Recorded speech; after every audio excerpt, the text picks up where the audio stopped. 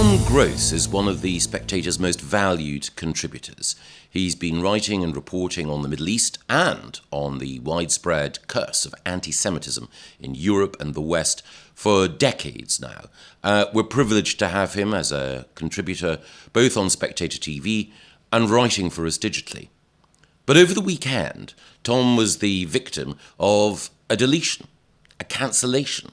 Meta, who host Facebook and a variety of other platforms, took the decision to, in effect, cancel Tom for reasons which are still unclear. Tom joins me now. Tom, tell us a little bit about what happened over the weekend and what impact it's had on your work.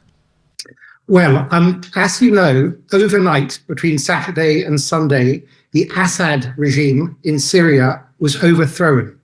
And early on Sunday morning, I was asked to give an interview by the main Iranian opposition media, which is called Spectator TV out of London.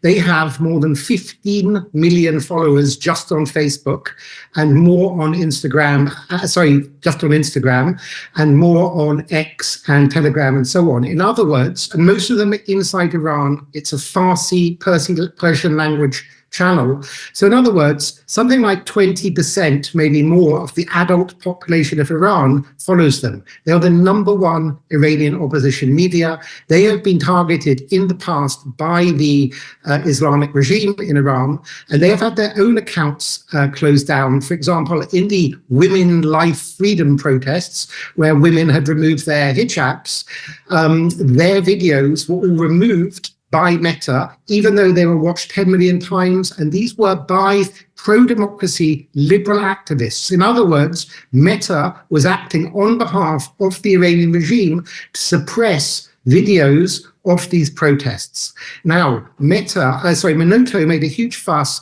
and they had their account reinstated. But I suspect my account, it wasn't just that Facebook and Instagram removed the video interview with me that was hosted jointly by Spectator TV and my account. They wiped out 15 years of photos from my private Instagram, my private Facebook. These include photos of my daughter's birthday party. These include the obituaries of my late father, John Gross, who was the editor of the Times Obituary Supplement.